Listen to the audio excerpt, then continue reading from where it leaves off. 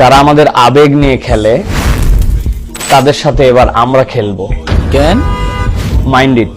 কি হলো আবার? শুনেন নাই? এই ধোকা কোলা এটা তো ওই জায়গা। এই মুসলমানের দেশে আমার ভাইয়ের ভূমিকে দখল করে আমরা তাদেরকে বলতে চাই, ওই লাল পানির ভেতরে আমার মুসলিম ভাই বোনের রক্ত ভাসছে। আমরা সবাই এই ঈদে কোকা কোলা সহ সকল পণ্য বর্জন করি। গ্রামের একজন সাধারণ মুদি দোকানদারের কাছে গিয়ে একজন ভাই একটি কোক বা কোকা কোলা চাইলেন। ভাই এটা কোক দেন তো। পবিত্র দোকানে অপবিত্র জিনিস বেশি না আমি। কোকা কোলা একদম। ধোকাবাজির দিন শেষ, তোমাদেরকে দেখাবে ধোকাবাজির ফল কেমন। আসসালামু আলাইকুম ওয়া রাহমাতুল্লাহ।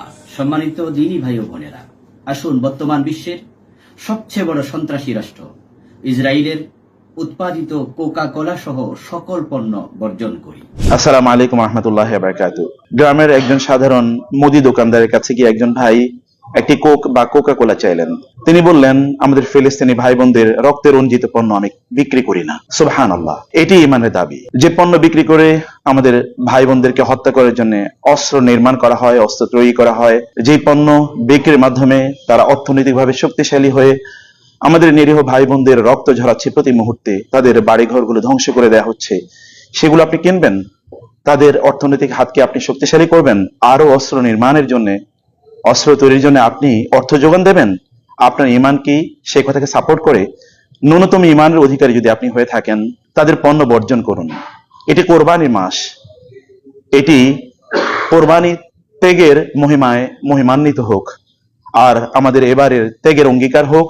তাদের পণ্য আমরা বর্জন করব যারা ইসলাম এবং মুসলিমদের বিরুদ্ধে অনন্ত যুদ্ধে অবতীর্ণ হয়েছে। আমরাও তাদের বিরুদ্ধে যুদ্ধ করতে চাই, আর আমাদের এবারে যুদ্ধ হবে অর্থনৈতিক যুদ্ধ। সেই যুদ্ধে আপনি একজন গর্বিত সৈনিক হন। প্রিয় দর্শক, গাজার কথা আমরা সকলেই জানি, রাফার কথাও আমরা সকলেই জানি। সেখানে নিরীহ মুসলমানদের রক্ত ঝরছে, হাজার হাজার মুসলমান শহীদ হচ্ছে। মানচিত্রের বিভাজনের কারণে আমরা সরাসরি গাজায় কিংবা রাফায় শরিক হতে পারছি না, কিন্তু আমাদের উচিত আর্থিকভাবে যারা দখলদারদের সাহায্য করছে তাদের যাবতীয় পণ্য বয়কট করা। সামনে মুসলমানদের পবিত্রতম উৎসব ঈদ উল আজহা। এই ঈদ উল আজহাতে গাজায়, ফিলিস্তিনে মুসলমানদের রক্তের সাথে যে নামটা মিশে আছে সে নাম কোকা কোলা। আমরা সবাই এই ঈদে কোকা কোলা সহ ইসরায়েলের যত পণ্য আছে, কোকা কোলা, 7 আপ, আরো যত পণ্য আছে সব পণ্য বয়কট করব। আমরা যদি তাদের পণ্য বয়কট অব্যাহত রাখি, তাদের অর্থনৈতিক মেরুদণ্ড ভেঙে যাবে। তাদের অর্থনৈতিক মেরুদণ্ড ভেঙে গেলে মুসলমানদের উপর তাদের জুলুম অত্যাচার এমনিতেই কমে আসবে। তাই আসুন আওয়াজ তুলি, বয়কট কোকা কোলা। আমরা পরিচয়ে মুসলিম, এখন প্রমাণ করতে হবে আমরা কি কাজে মুসলিম নাকি নামে মুসলিম। এই মুসলমানের দেশে যখন ইসরায়েলি পণ্য আদান প্রদান, ক্রয় বিক্রয় হয়, তখন বলতে ইচ্ছে হয় আমরা নামে মুসলিম কিন্তু কাজে মুসলিম হতে পারিনি। যখন কোকা কোলা, পেপসির লাল পানীয়গুলো আপনি আমি দেখি, তখন মনে হয় শুধু পানীয় দ্রব্য, কিন্তু আমার মনে হয় ওই লাল পানির ভেতরে আমার মুসলিম ভাই বোনের রক্ত ভাসছে। কারণ তাদের লাভ্যাংশের টাকা দিয়ে অস্ত্র কেনা হয়, আর সেই অস্ত্র দিয়ে আমাদের পবিত্র স্থান মসজিদে আকসা রক্তাক্ত হয়, ফিলিস্তিনের ভূমি রক্তে রঞ্জিত হয়। তাই মুসলিম হিসেবে আমাদের দায়িত্ব ইসরায়েলি পণ্য বয়কট করা। আজ থেকে আমাদের স্লোগান হবে কোকা কোলা, পেপসি সহ যত ইসরায়েলি পণ্য সামগ্রী আছে সকল কিছু আমরা বয়কট করব। এটাই আমাদের ঈমানি দাবি।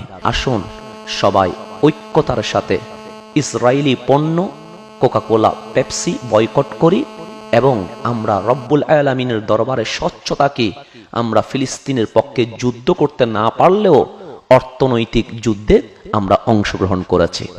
যারা আমাদের আবেগ নিয়ে খেলে তাদের সাথে এবার আমরা খেলবো। Mind it. ধোকা কোলা আমি খাই না, আপনি কি খান? মনে রাখবেন, এই ধোকা কোলা তারা সমকামিতাকেও প্রমোট করে এবং সকল শয়তানি এক সূত্রে গাঁথা। যারা আমার দেশ, আমার ভাইয়ের ভূমিকে দখল করে ফ্যাক্টরি বানিয়ে তারাই আবার আমাদেরকে বুঝাতে চায় যে এই ফ্যাক্টরি সেখানেও আছে, আমরা তাদেরকে বলতে চাই ধোঁকাবাজির দিন শেষ, এবার তৌহিদি জনতার বাংলাদেশ তোমাদেরকে দেখাবে ধোঁকাবাজির ফল কেমন।